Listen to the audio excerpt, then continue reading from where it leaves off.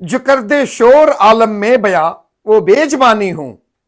मेरी वहदत में करवट ले रही है कसरते लाखों। मैं हूं वो गर्म लू जिसके हर झोंके में गुलशन है।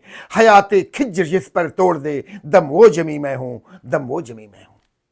नेताजी सुभाष चंद्र बोस की जयंती पर जय हिंद। सादर दैनिक अभिवादन। मैं जनार्दन यादव। राजनीति में सौदेबाजी का रहस्य यह है कि आप जितने शक्तिशाली हैं उससे अधिक शक्तिशाली जान पड़े।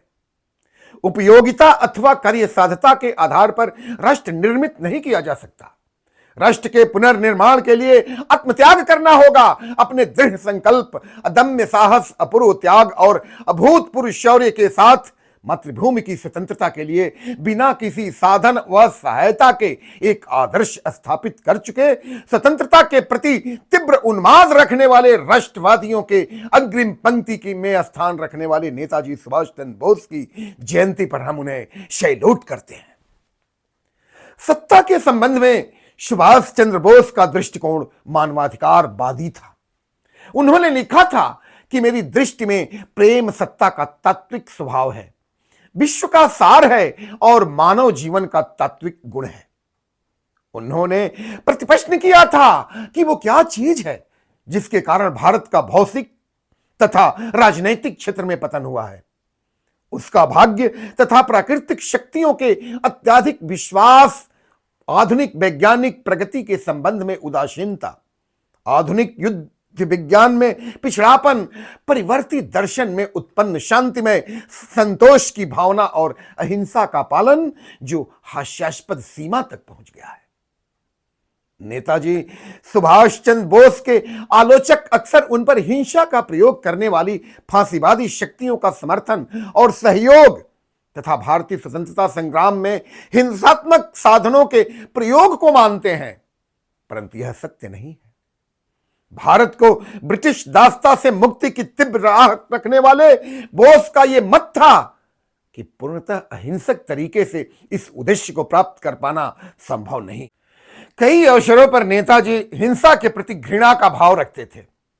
28 सितंबर 1929 को हावड़ा में अपने संबोधन के दौरान आतंकवाद और क्रांति के बीच के अंतर को स्पष्ट करते हुए नेताजी सुभाष चंद्र बोस ने कहा था कि मैं नहीं जानता कि हमारे देश में यदि आज भी कुछ लोग ऐसे हैं जिनका मानना है कि चंद बम या पिस्तौलों के द्वारा हम स्वतंत्रता प्राप्त कर सकते हैं, लेकिन दुर्भाग्य से भारत की मुक्ति ऐसे आसान बात नहीं है।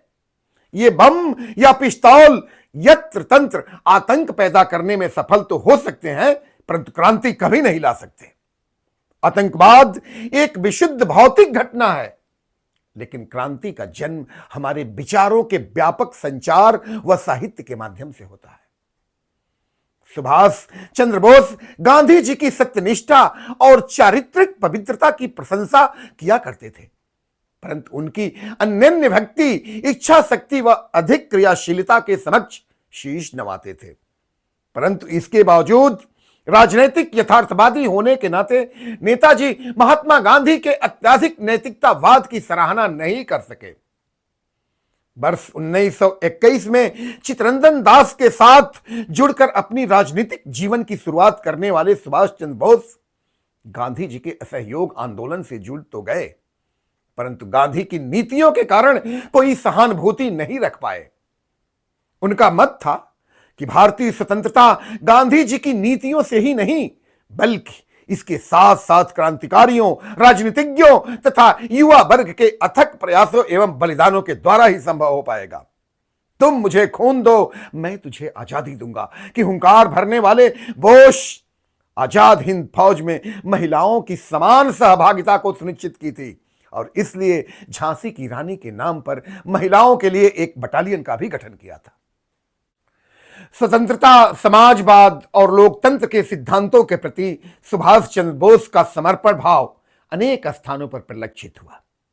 उनका लक्ष्य लोकतंत्र, समाजवाद व स्वतंत्रता के शाश्वत सिद्धांतों से तनिक भी कम नहीं है। सोवियत संघ के साम्यवाद और कार्ल मार्क्स के द्वंद्वात्मक भौतिकवाद से हटकर भारत में गांधी जी एवं अन्य वामपंथियों की भांति आर्थिक समस्याओं के तत्काल समाधान पर जोर देते थे। जाति, धर्म और सांप्रदायिक विद्वेष की भावना से ऊपर उठकर एक प्रखर राष्ट्रवादी के रूप में खुद को स्थापित किया। सैद्धांतिक स्तर पर अनेक मतभेदों के बावजूद नेताजी सुभाष चंद्र बोस ने गांधी जी के प्रति श्रद्धा भाव प्रदर्शित करते हुए उन्हें सर्वप्रथम 4 जून 1944 को सिंगापुर के रेडियो स्टेशन से एक संकेत देकर के महात्मा गांधी को देश का पिता यानी राष्ट्रपिता कहकर के संबोधित किया, जिसे बाद में भारत सरकार ने इसी नाम से मान्यता दे दी। 23 जनवरी 1897 को उड़ीसा के कटक में जन्मे सुभाष चंद्र बोस जर्मनी के तानाशाह एल्फ्रेड हिटलर से मिले थे। हिटलर इनसे इतना काफी प्रभावित हुआ था कि इन्हें नेताजी कहकर संबोधित किया था।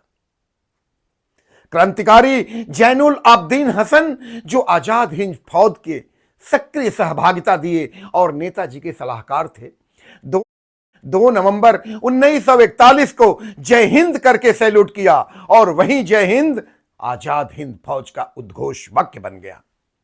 नेताजी की जयंती पर पीतमपुरा दिल्ली के लिवासपुर परिक्षेत्र में कैप्टन सुरजन सिंह यादव के बलिदान को भुलाया नहीं जा सकता।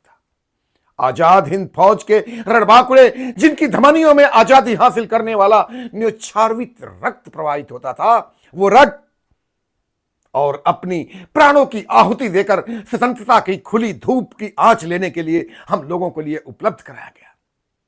नेताजी सुभाष चंद्र बोस की सुपुत्री अनीता घोष सुप्रसिद्ध सामाजिक कार्यकर्ता, चिकित्सक, लेखक, संविधान संरक्षा के सिपाही डॉक्टर अनिल जय हिंद के पिताजी कैप्टन सुरजन सिंह यादव के निवास पर मिलने आई थी अनीता बोस। उच्च कोट के देशभक्त, राष्ट्रीय स्वतंत्रता, समाजवाद व साम्यवाद के समन्वयकारी विचारों के नेताजी देश के लिए अपना सर्वस्व न्यौछावर कर दिया। सदियों तक सुभाष प्रासंगिक रहेंगे। जय हिंद।